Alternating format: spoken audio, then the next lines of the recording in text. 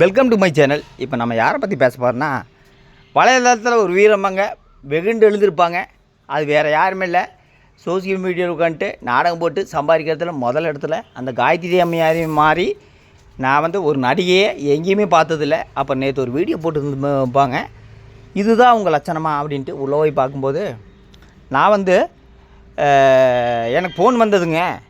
கணவர் ஹாஸ்பிட்டல் இருந்தார், நான் ஓடி போனேன். அங்கே போய் பார்த்தா போதையில் தலைகால் புரியாமல் நில குழஞ்சு கிடந்துருந்தார். நான் போய் பார்த்தேன். அப்புறம் அவரோட மொபைலுக்கு போய் பார்க்கும்போது 2 கால் வந்தது. அவங்கள பிடிச்சி கண்டவிட்டு திட்டி விட்டேன். சேட் பண்ணியிருந்தாங்க. திட்டி விட்டு வராருன்னா இளவரச இன்னொரு பொண்ணு கூட நல்லா சேட் பண்ணிகிட்டு இருந்தார். அந்த பொண்ணு கூட 3 வருஷமாக தொடர்பில் இருக்கிறாங்களாம்மா. அதுக்கு இந்த அம்மா பயங்கரமாக வெகுண்டெழுந்து திட்டி விட்டேன். இனிமேல் என் புருஷன் கூட நீ பேசுனீன்னா நான் உன்னோட ஃபோட்டோ போட்டு வீடியோவை வெளியிட்டுருவேன். இது 3 வருஷமாக நடந்துகிட்ருக்குது. பொதுவாக இவருக்கு குடி மட்டும்தான் இருக்குதுன்னு நினச்சேன். இல்லைங்க, வேறு இஷ்யூ இருக்குது, நிறைய இஷ்யூ இருக்குது. அந்த இஷ்யூ என்னென்னா, நல்லா பெண்கள் கூட பேசி சேட் பண்ணி ஜாலி பண்ணிட்டுருக்கிறாரு. அதுதான் இந்த அம்மா சொல்லுது. அது என்ன பேசுனாங்கிறத அதை வெளியிடல, மொத்தத்தில் பேசுனாங்கிறாங்க. இதுதான் அருமையான மனைவி, அருமையான கணவருக்கு குடி மட்டும்தான் இருக்குதுன்னு நினச்சேன். ஆல்ரெடி அவருக்கு லேடி சகவாசம் இருக்குங்கிறத இந்த அம்மா வெட்ட வெளிச்சமாக காட்டிடுச்சு. இதுதான் யூடியூப்பு என்ன பெருமை, என்ன ஆகா ஓஹோ. இல்லத்தரசிகள் பெரியவங்க குடும்பமாக இவங்க வீடியோ போய் பாருங்கள். பார்த்துட்டு காய்த்தந்து போங்க. அப்புறம் யாரும் அட்வைஸ் பண்ண மாட்டாங்க. அப்புறம் பொதுவாக ஒருத்தரை திட்ட போகிறேன், தப்பாக நினச்சிக்காதீங்க. அந்த ராதிகா வியூஸ் அந்த பொண்ணுக்கு சுத்தமாக அறிவில்லை. திருச்சியை யாராச்சும் சப்ஸ்கிரைபர் இருந்தால் அவங்க வீட்லேயே போய் காரி தூப்புங்க. ஏன்னா அந்த பொண்ணு என்ன கமெண்ட் பண்ணியிருக்குன்னா, அந்த இளவரச தொடர்பு வச்சுருந்தா அந்த பொண்ணுக்கு பொண்ணை திட்டுது. அறிவில்லையா, கல்யாணமான ஒரு ஆளாக பிடிச்சி இருக்கிறியே, உனக்கு அறிவில்லையா, நீ எல்லாம் என்ன ஜென்மம் அப்படின்ட்டு அந்த பொண்ணு திட்டுது.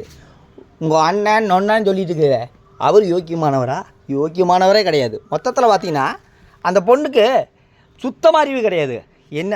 என்ன வேணாலுமே ஆதரவு கொடுத்துட்டுருக்குது. இந்த ஆள் பண்ணுறதெல்லாம் அயோக்கியத்தனம். அவரை திட்டாமல் அந்த பொண்ணை போய் திட்டுது. அப்புறம் காயத்ரி அம்மையார் சொல்லுது, அந்த பொண்ணுக்கு மிரட்டல் வீடு இருக்குது. என்ன, இவங்க புருஷனே ஃபஸ்ட்டு யோக்கியம் இல்லை, அந்த பொண்ணு எதுக்கு திட்டுது? இவர் பேசுகிறதுனால தான் அந்த பொண்ணு பேசிகிட்டு இருக்குது. சரி, அந்த பொண்ணுக்கு பேசலினா இவர் என்ன பண்ணலாம், அந்த பொண்ணோட நம்ம பிளாக் பண்ணலாம். இவர் 2 நாள் இல்லைங்க, 30 வருஷமாக அந்த பொண்ணு கூட தொடர்பில் இருக்காருன்னு தான் நான் சொல்கிறேன். இந்த அம்மா 3 வருஷமாக அந்த பொண்ணு கூட பேசிகிட்டு இருக்கிறாங்க. இப்படியெல்லாம் இருக்கலாமா?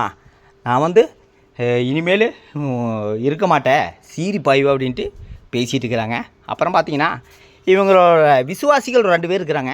அந்த விசுவாசிகளுக்கு நல்லாவே தெரியுங்க, அதை வெளியே சொல்ல மாட்டாங்க. அப்புறம் கண்ணாடிக்காரன், அந்த பொய்காரன், அவருக்கு முழுக்க தெரியும். எனக்கு தெரியாத ஒரு விஷயம் கிடையாது. இதை பற்றி பேசியிருக்க மாட்டார். அவர் குடிக்கிறாருங்க, நான் அட்வைஸ் பண்ணேங்க. ஏன்னா நான் ஒரு பெரியவர், வலைதளத்தில் உட்காந்துட்டு நான் அட்வைஸ் சொன்னால் பல பேர் கேட்டிருப்பாங்க. அந்த பொய்காரன் சொல்லியிருப்பார். அந்த பொய்காரனுக்கு இந்த விஷயம் நல்லாவே தெரியும். அப்புறம் மனைவி ஒரு வீடியோ போட்டிருந்தாங்க. மனைவி மட்டும் வீடியோ போட்டாகுமா?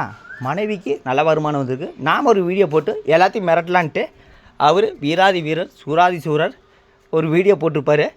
ஏன்டா எங்கிருந்துடா வர்றீங்க? என்ன கமெண்ட் பண்ணுறீங்க? எங்களை டைவர்ஸ் பண்ணுங்கிறீங்க. நான் எங்கடா போகிறது? நாங்கள் டைவர்ஸ் பண்ணால் அந்த குழந்தை யாரா காப்பாற்றுவா? இத்தனை நாள் அந்த அறிவு இல்லையா? போதை போட்டு ஆட்டம் போட்டு ஆடிட்டு இப்போ கமாண்டர்ஸை மிரட்டுறாங்க. அப்புறம் என்ன சொல்கிறாங்க, ஆண்கள் வரீங்க, பெண்கள் வரீங்க, எங்கிருந்துடா கமெண்ட் பண்ணுறீங்க? எங்கள் வீடியோ பார்த்து ரசிக்கணும், எங்களை திட்டக்கூடாது. நாங்கள் குடித்தாலும் ஆதரவு கொடுக்கணுமே. நாங்கள் எந்த மாதிரி கேவலமான வீடியோ போட்டாலும் நீங்கள் ஆதரவு கொடுக்கணும், யாரும் திட்டக்கூடாது அப்படிங்கிறாரு வீராதி வீரர் சூராதி சூரர். இந்த மாதிரி ஒரு ஆளை நீங்கள் எங்கேயா பார்க்க முடியுமா? எங்கேயும் பார்க்க முடியாது. அவர் வலைதளத்தில் சோசியல் மீடியாவில் நான் நிறைய டைம் சொல்லியாச்சு. இப்போ மறுபடியும் எக்ஸ்பிளைன் பண்ணுறேன். சங்கவி தினேஷ்னு ஒரு யூடியூப் சேனல் இருக்குது. அருமையான யூடியூப் சேனல், 60,000 சப்ஸ்கிரைபர் வச்சுக்கிறாங்க. ஆனால் யாரும் அவங்க வீடியோ பார்க்க மாட்டேங்கிறாங்க. ஏன்னா அழகான வீடியோ. அவங்க கணவர் ஒரு அழகாத உழைப்பாளி, கண்டக்டரு, சூப்பராக உழைக்கிறாரு. பார்ட் டைமில் யூடியூப் வச்சு நடத்திட்டு இருக்கிறாங்க. ஆல்ரெடி முதல்ல அவங்க என்னை திட்டியிருப்பாங்க, அதை பற்றி இல்லை, அண்டர்ஸ்டாண்டிங்கில் பேசியிருப்பாங்க. Okay, no problem. ஆனால் அருமையான யூடியூப் சேனலு. அப்புறம் பார்த்தா இந்தியா குட்டி, சங்கீதா நாகராஜ், நிறைய சேனல் இருக்குது. இனி அது வாயில் பேர் சொல்கிறதுக்கு கொஞ்சம் கஷ்டம். அதனால் அவங்க வீடியோவெல்லாம் நீங்கள் போய் பார்த்தீங்கன்னா குடும்பமான மரியாதை போகாத மாதிரி நல்ல நல்ல வீடியோ போடுவாங்க.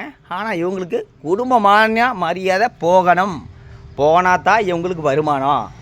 போய் வீடியோவை வெளியிட்டு வருமானம் பார்க்குறதுனா இதெல்லாம் என்ன சொல்கிறேன்னு தெரியல. கணவர் இன்னொரு பொண்ணு கூட தொடர்பு இருக்கிறாங்களாமா. அதையும் வந்து எல்லாத்துக்கும் சொல்கிறாங்களாமா அந்த அம்மா.